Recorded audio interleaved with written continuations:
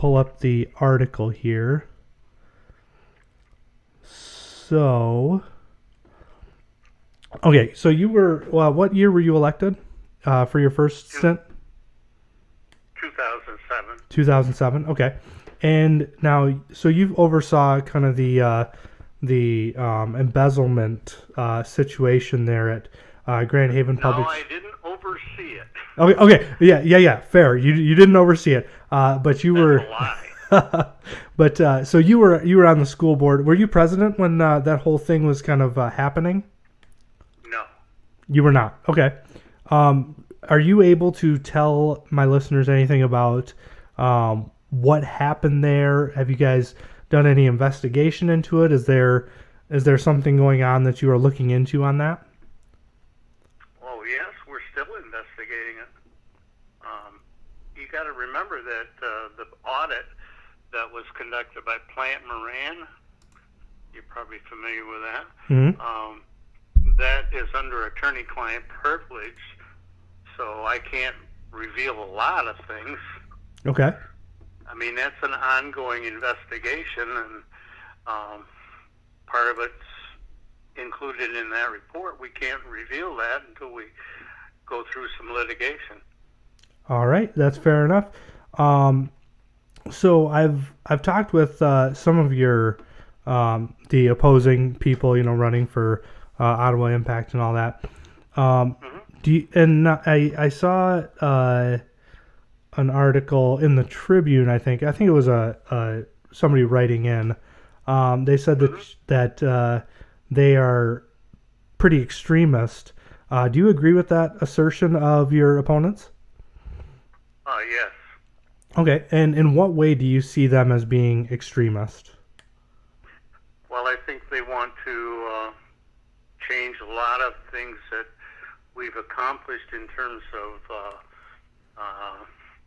diversity and other things that resulted from the Office of Civil Rights suit about 10 years ago, when we were told by the federal government that we must include more diversity in our schools, and so we've been trying to do that. It's not, we don't teach CRT, we don't do a lot of things that group has claimed we do. We don't do things that that group has claimed. A lot of misinformation is being put out by them. Okay.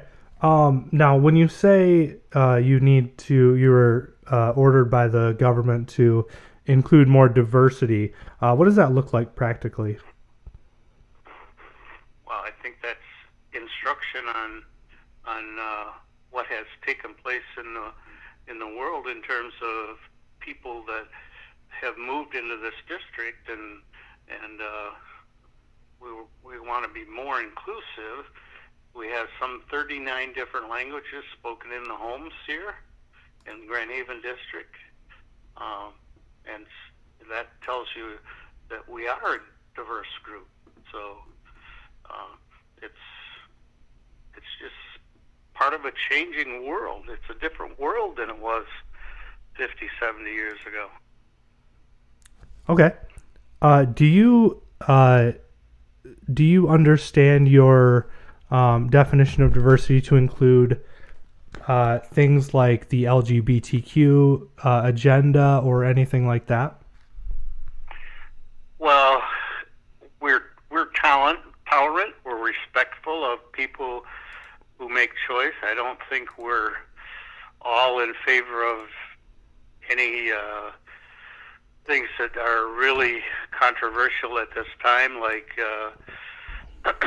surgeries or medically treatment of young people without their parent consent.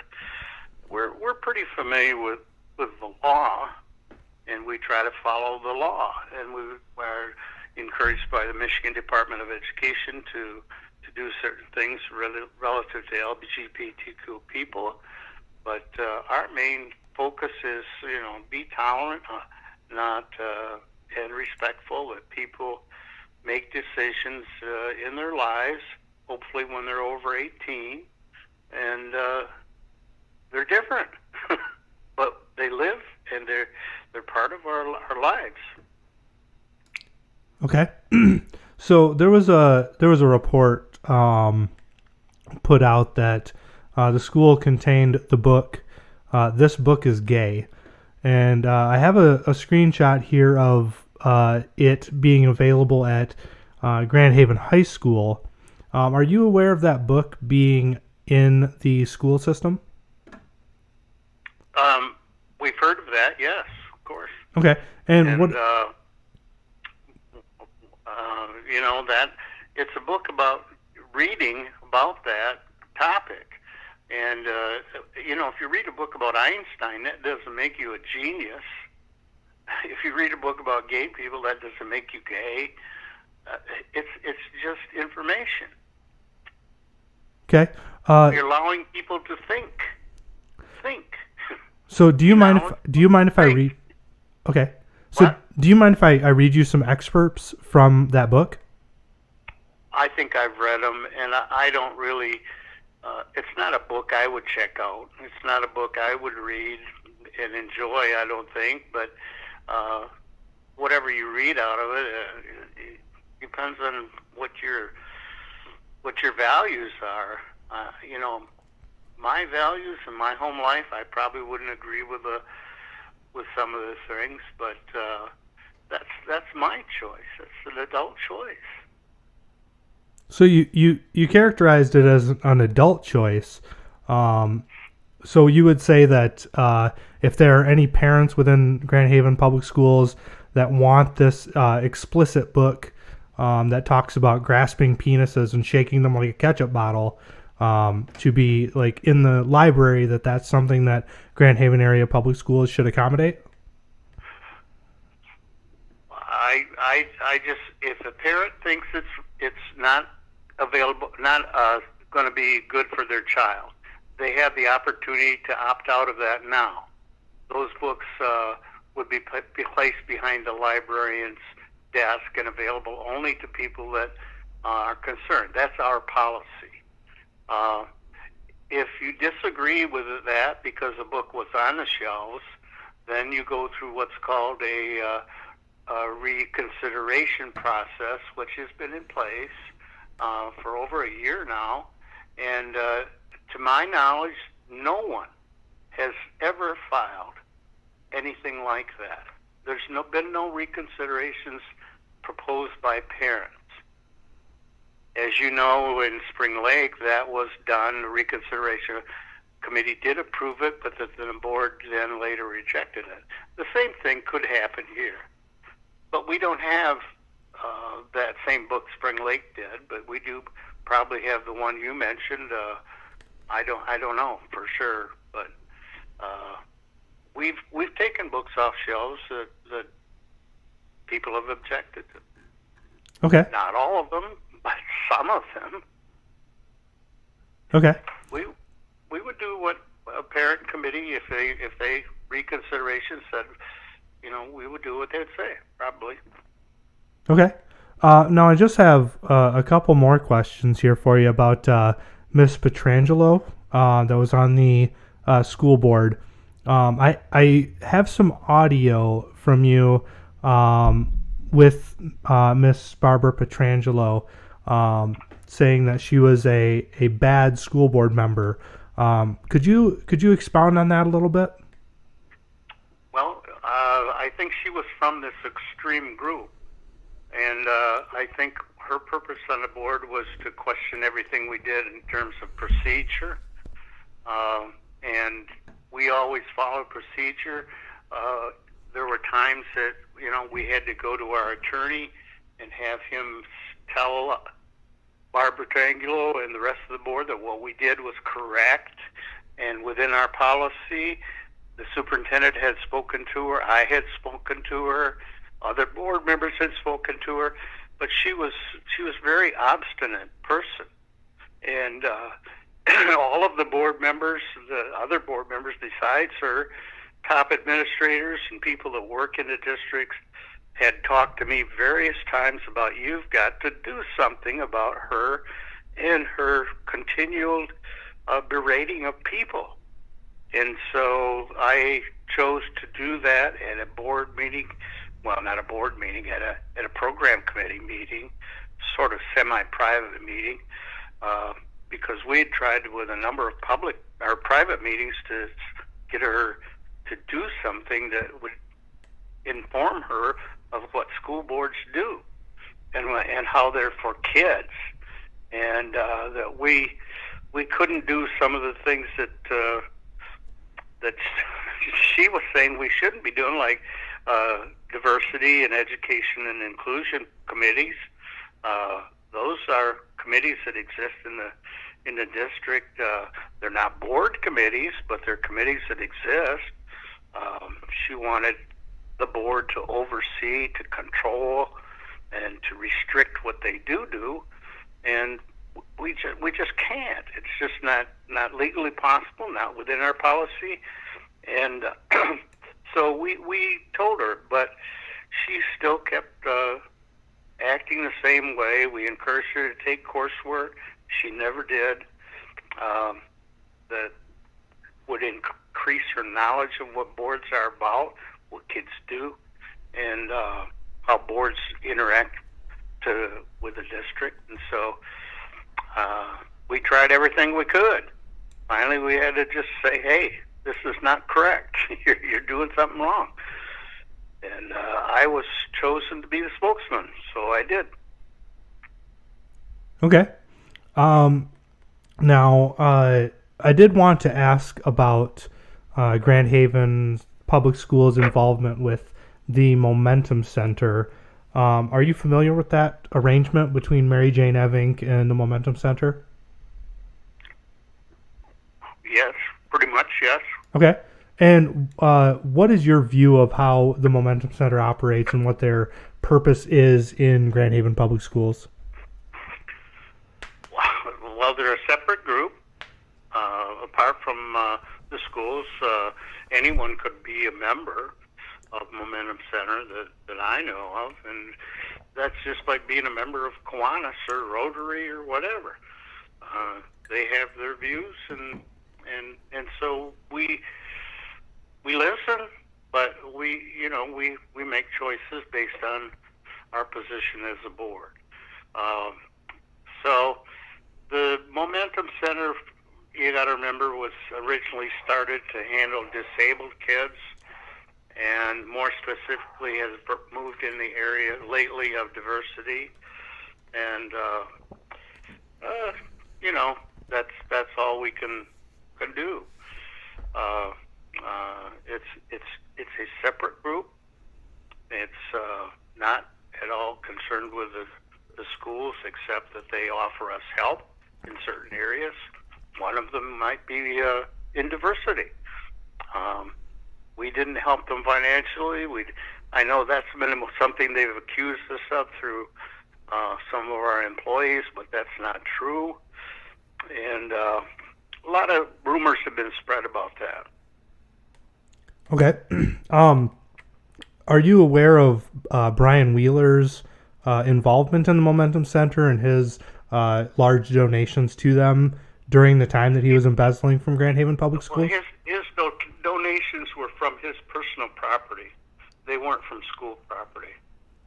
Okay. I think he donated a TV or something like that, an old projection TV that he had. So he gave it to them to do some of their work. Okay.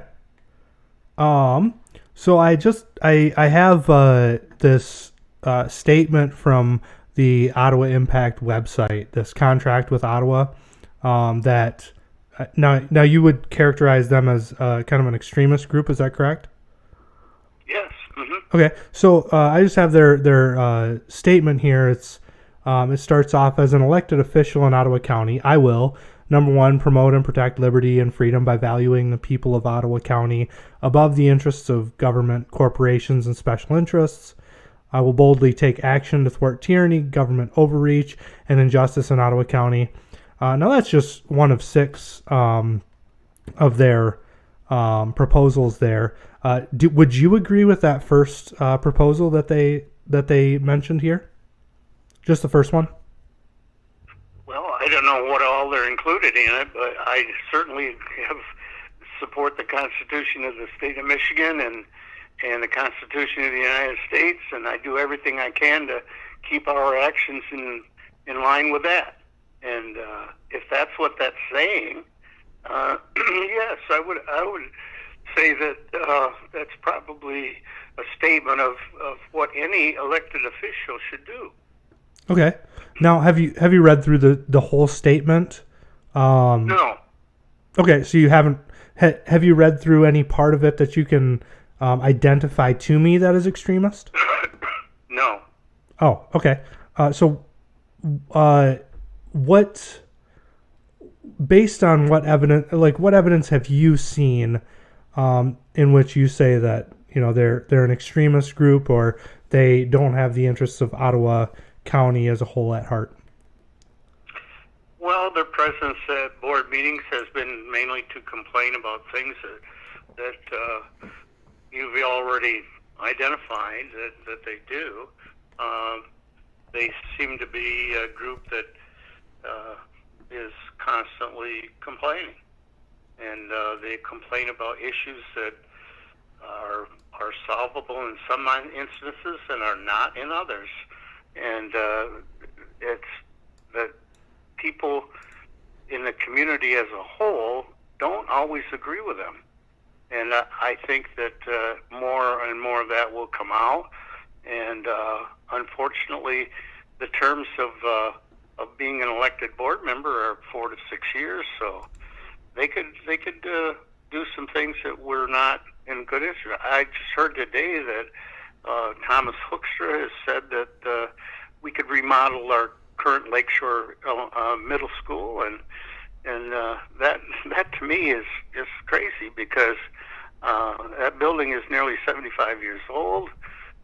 It's got some serious problems.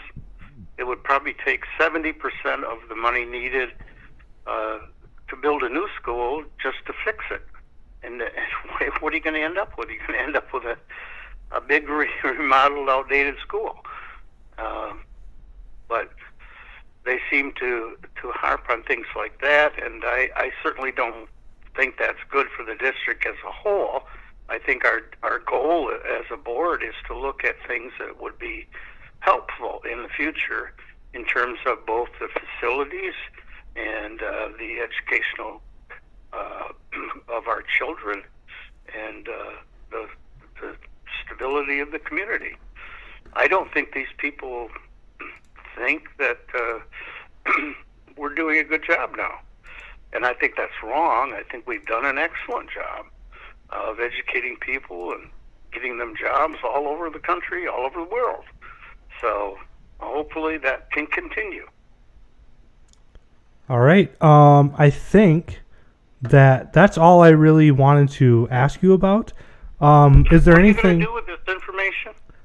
So I'm just gonna take take some of the things that you said, talk about them a little bit on my show, kind of compare and contrast you between the other candidates and some of the other incumbents that are. I'm hoping to talk to more of the incumbents that are looking at Grand Haven Area Public School Board. So yeah, and I'll be posting the full interview on my YouTube as well, so that people can get context. Are you going to post them out of Restoring Ottawa? What's that? Are you going to post them out of Restoring Ottawa? I'm not associated with Restoring Ottawa. Who are you? Are you associated with an impact group? Nope. Just myself. Nope. I listen to both sides, and I kind of make my own decisions. So,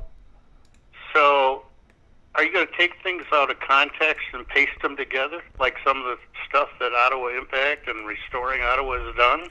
So I will be posting the full interview, like everything that you've said so far, everything that you and I have talked about.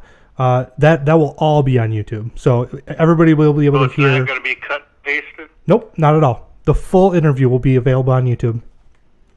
Okay. Yep. And you're welcome to use it as well for your campaign if you'd like. You can go, I also have interviews with Roger Williams, Thomas Hoekstra.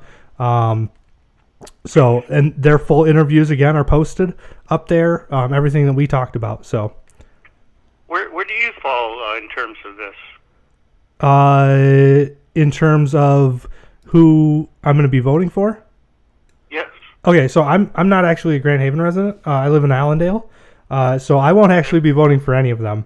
But I do see the wisdom in maybe getting some new blood in there.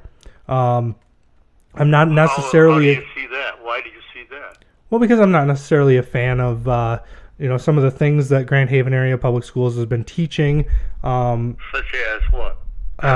Such as their involvement with the Momentum Center and what the curriculum that they're putting in through the Gay Straight Alliance. Did you learn anything from my conversation today that you didn't know?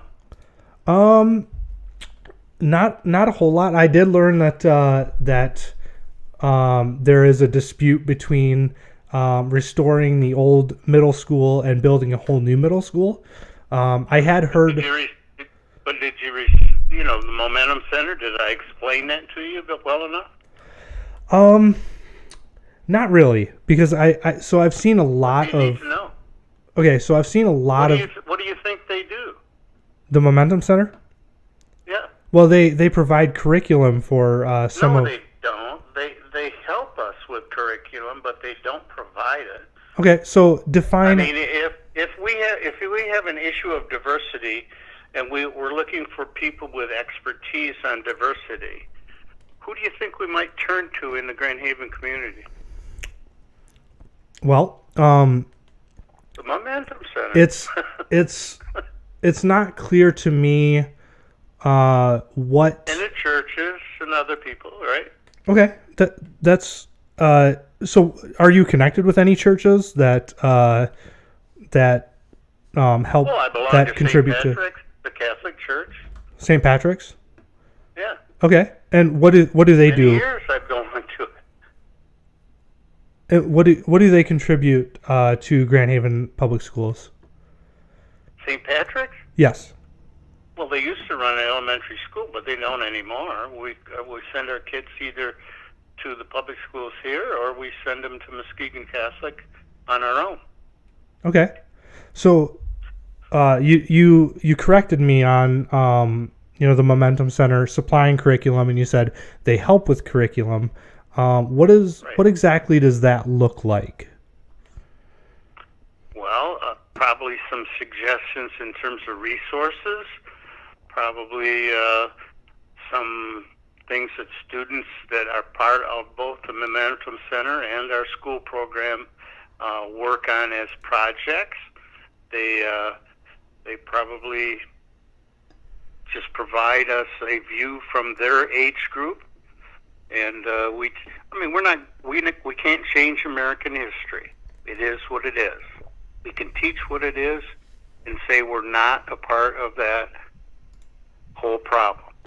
Okay, and hope it never happens again. But it is history. So those are the kind of things that we would get from a place like the Momentum Center. What else do you have a question about that I didn't explain?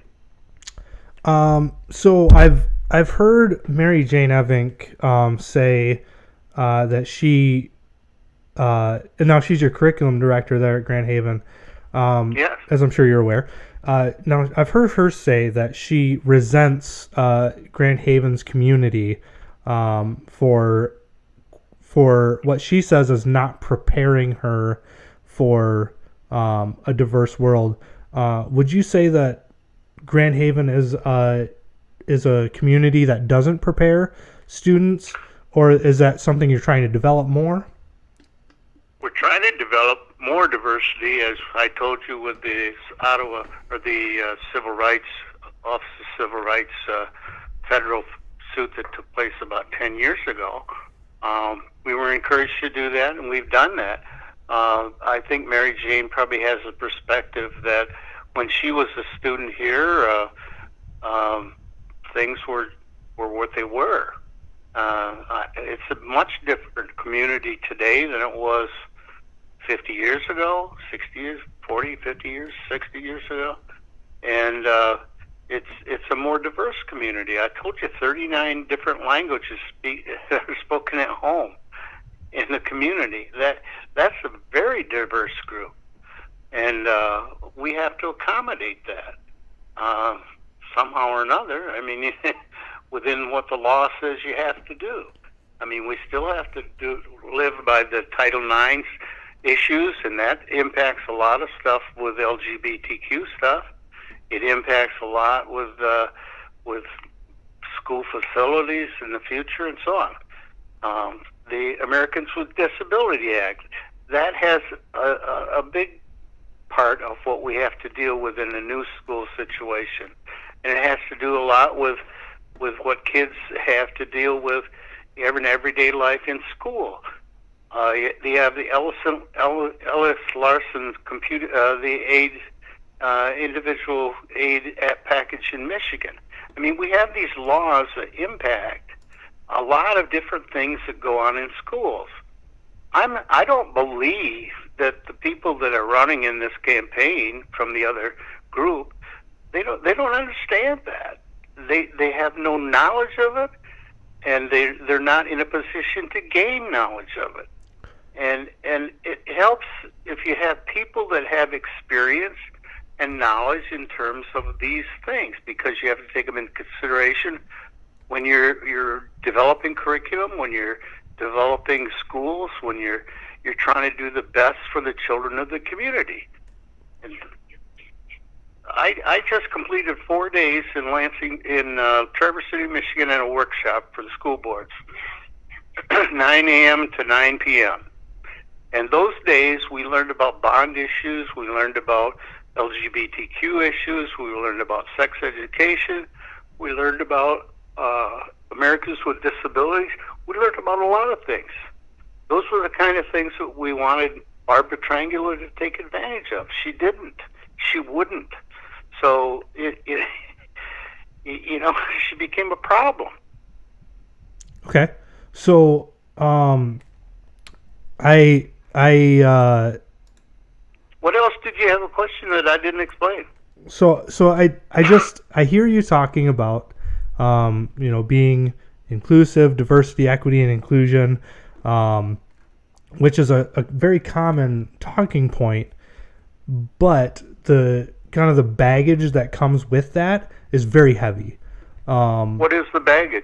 So the baggage is that there are certain ideas that are perpetuated in society, such as, that Black Americans are specifically targeted because of their color. They don't make as much because of their color. They are denied jobs because of their color or their names sounding black. And it comes out. I do not, no. Because okay. Well, I don't either. I don't think that should take place. Okay, so that shouldn't take place. People should be judged on their merit. Yeah, absolutely. What they contribute. So and not by what they look like. I agree. So can I clarify real quick? Sure. So I'm not saying whether or not it should take place. I'm saying that when you teach, social justice or diversity, equity, inclusion, very often it will teach that Black people, whether or not it should happen, are often discriminated against in our society. Are you saying that should happen, or are you saying it did happen? I'm saying it does happen. Probably did happen. Okay. If you study history, you know that is probably true. Okay, so that there were people that years ago did a lot of that, and they lived mainly below the Mason-Dixon line, and we fought a big civil war because of it. So we've taken hundreds of years to try to change things so that everybody is created equally. Yes, so I agree with that. That's what our Declaration of Independence says. All men are created equal and deserving of life, liberty, and the pursuit of happiness. I mean, that's our founding documents say that. And if you believe them, then you have to say that you're trying to do what's right, not to convince people or indoctrinate people to think one way or another. To say we're indoctrinating when we're teaching history is wrong. That's just wrong. So I'm not saying anything about history. I know. You can't change history, neither can I. Yeah, so I'm saying right now, in 2020, yes. Right? So people, Black Americans, so I'm saying that in 2020, diversity, equity, and inclusion training teaches that in 2020, Black Americans are very often discriminated against, and that is why there is a racial wealth gap. For example, Mary Jane Evink, there's an email here from her to Tracy Wilson, Mike Robertson, Gina Schmidt, and Brandon Cusumano about race and talking points. And they said that they provided a lesson within the context of regular class period through the Calling All Colors group. Okay, they presented this lesson, and in it, they said that right now in 2020 there is a racial wealth gap because there is racism still going on in America. That's what I disagree with. Not because in the past Black students have been discriminated against. I'm saying that right now Black people are not discriminated against according to the law within America, and that's where diversity, equity, and inclusion and I would part ways. I would not say that they're... Well, let me say this. You and I may believe the same thing there, but we also know that there are people in this world today that still have those thoughts. And even though the law says equal, there are people that discriminate based on that factors. It could be that their ethnic background, it could be that they're Asian, it could be they're Hispanic, or whatever. But the law says you can't do that. So even though the law says that, we know that it happens. It happens in housing, and it happens in a lot of other places in our world. And I think it's unfortunate. Let's be honest and say, yeah, it happened a lot in the past, but today it doesn't happen as much. And we hope when we're still working to have it not happen in the future, because that's kind of where we're coming from and where we're hopefully we're going. We want a future that is fair and equal to everybody. And that's it. Okay. And I think you would agree. You would agree that it took place a lot in the past, but it's less now, but it still somewhat exists. So don't you think that's true? Don't you think it's true that it somewhat exists? No, Maybe because not much.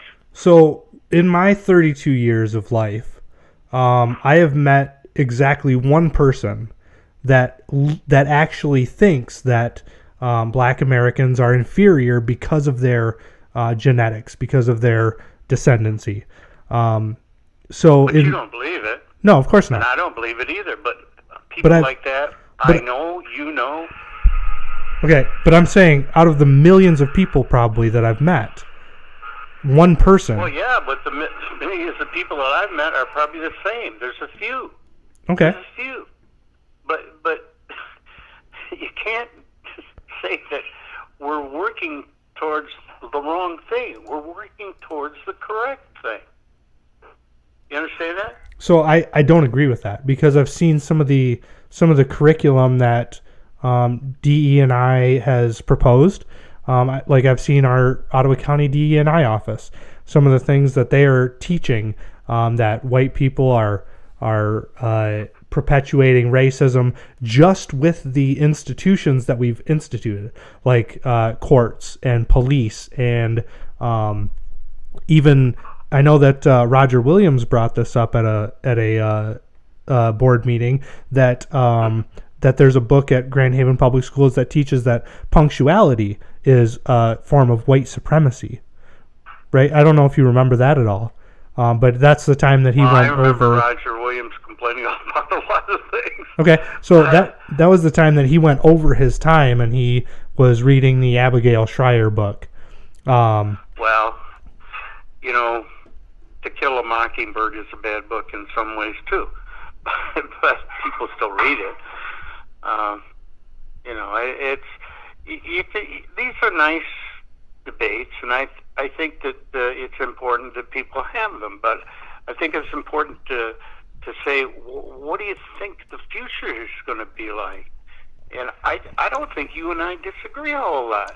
I think you and I are saying that we want to be equal with everybody. So and yeah, there's still some problems.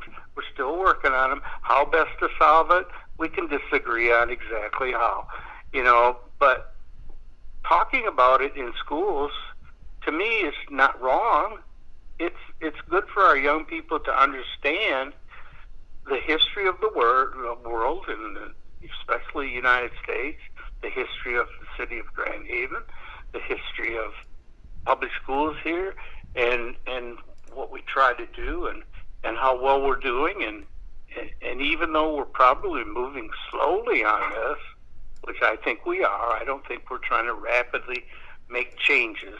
I think we're trying to slowly get people to be thinkers, to use good judgment, to you know, use their education in the best way possible.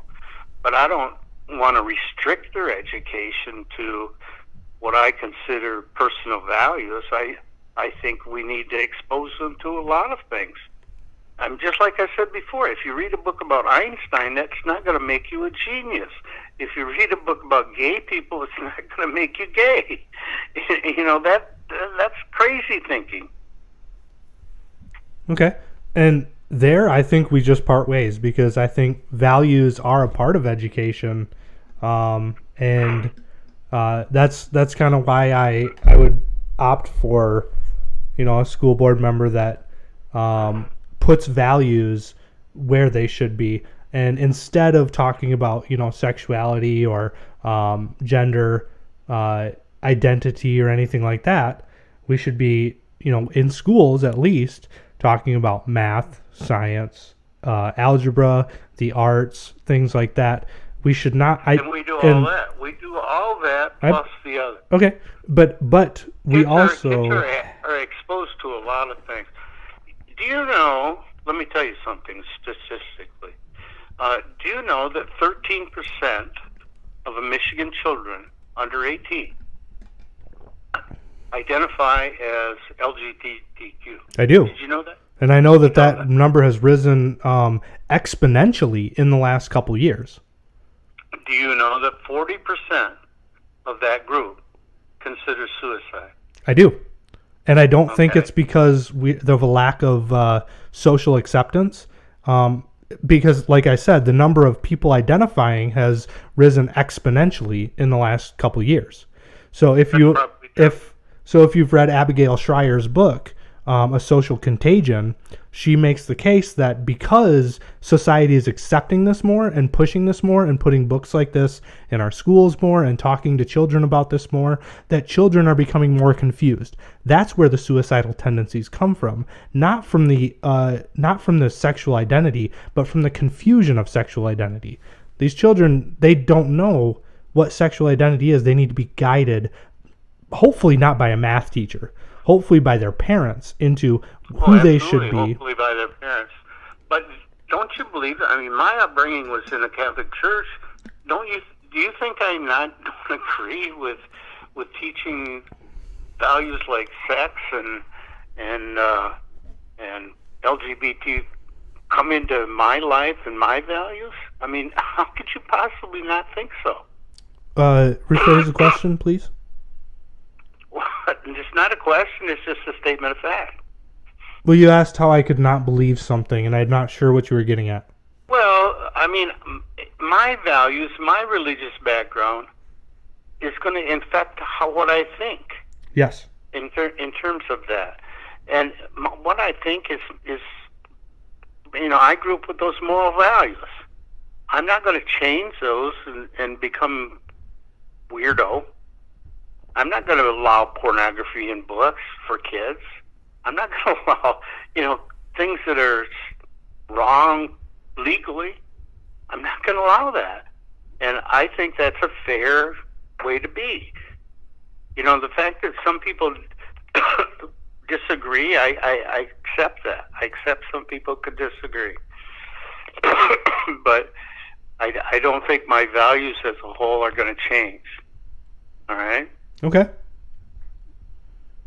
So I think probably we agree on the values, but we just don't really see eye to eye on some of the things that Grand Haven area public schools are bringing into the schools, some of the things that the teachers are teaching, and some of the partners that come in to either help with or provide curriculum for the children. So I think that's just kind of where we're gonna disagree there.